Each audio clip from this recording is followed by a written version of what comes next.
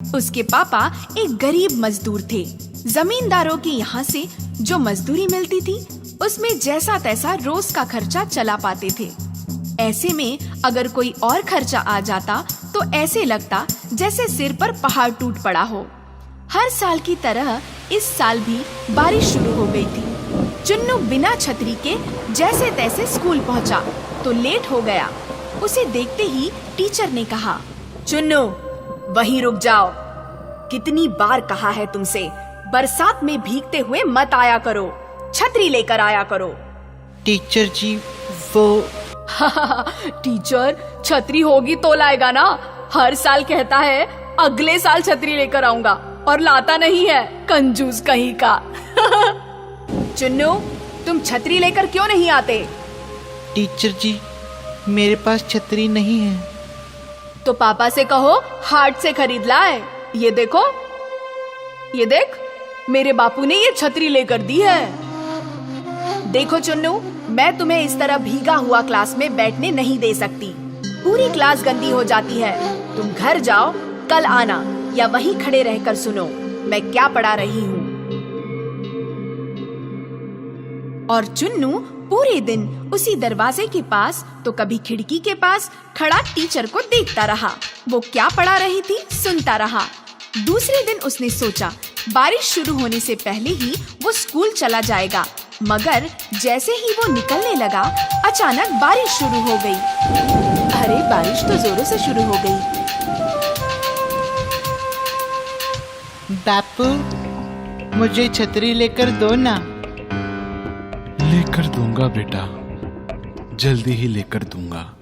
हर साल आप यही कहते हो, फिर मेरा बेटा पूरे साल बारिश से बच बच कर जाता है, पढ़ता है और फिर दूसरे साल वही समस्या। क्या करूं फुलवा, पूरे साल तो मेहनत करता हूँ पर इतना कमा ही नहीं पाता कि 2 वक्त की रोटी के सिवा भी कुछ जुटा सकूं। माफ करना चुन्नू बेटा, मैं तेरे लिए एक छोटी सी छतरी भी नहीं ले पा रहा। दुखी मत होइए बापू, मैं चला जाऊंगा।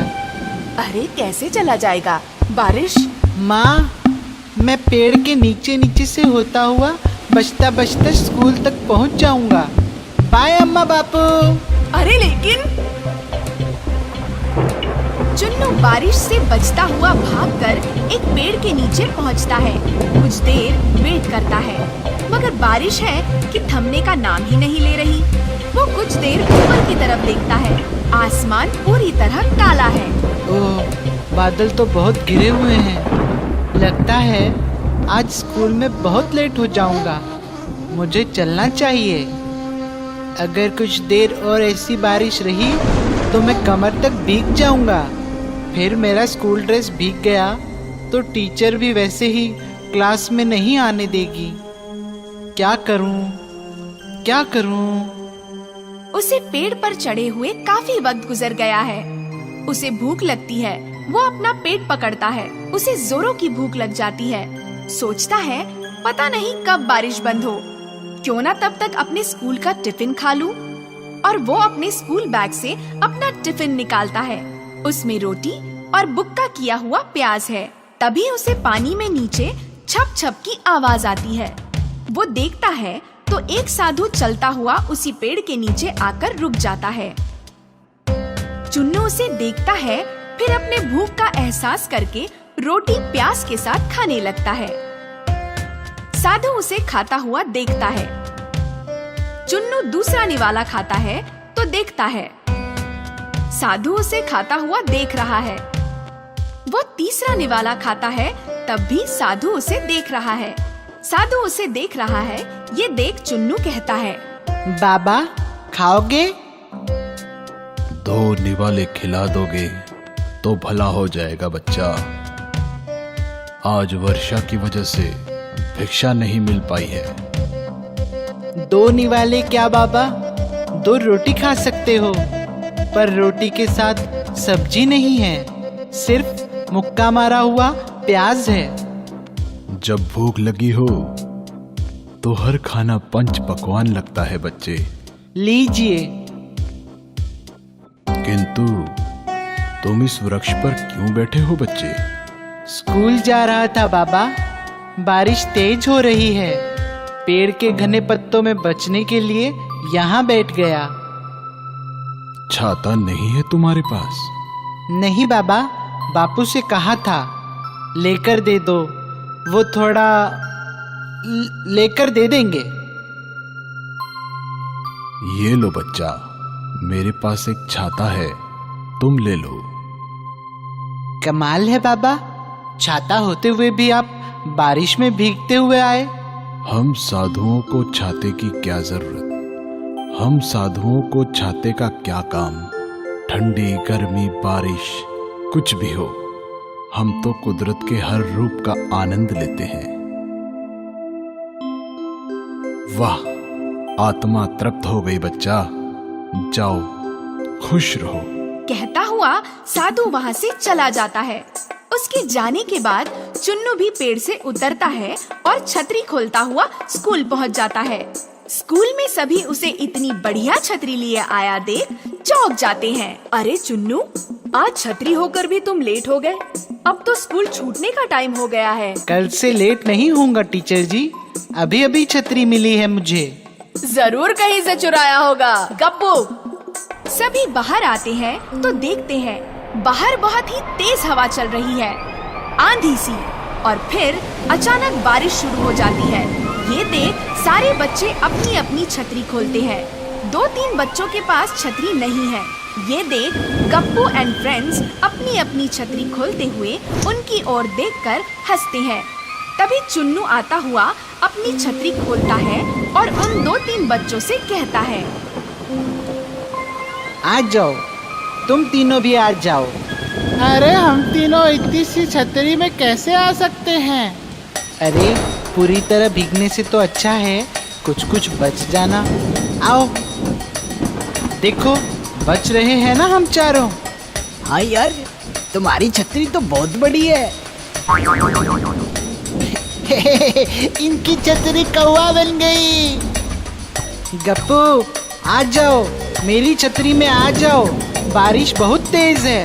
नहीं, मैं आऊंगा तुम्हारी छतरी में। तुम्हारी छतरी में।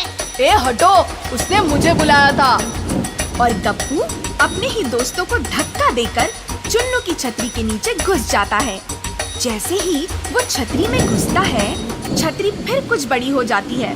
तभी बाकी दोस्त भी आकर उसकी छतरी में घुस जाते हैं, तो छतरी और भी बड़ी हो जाती है। सभी उसके नीचे सुरक्षित आ जाते हैं।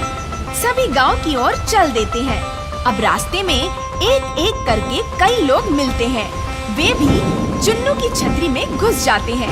धीरे धीरे छतरी इतनी बड़ी हो जाती है कि ऐसा लगता है जैसे चुन्नू नहीं, कृष्ण भगवान है, जो गोवर्धन पर्वत उठाए उनके साथ चले जा रहे हैं। जमींदार साहब, आप यहाँ?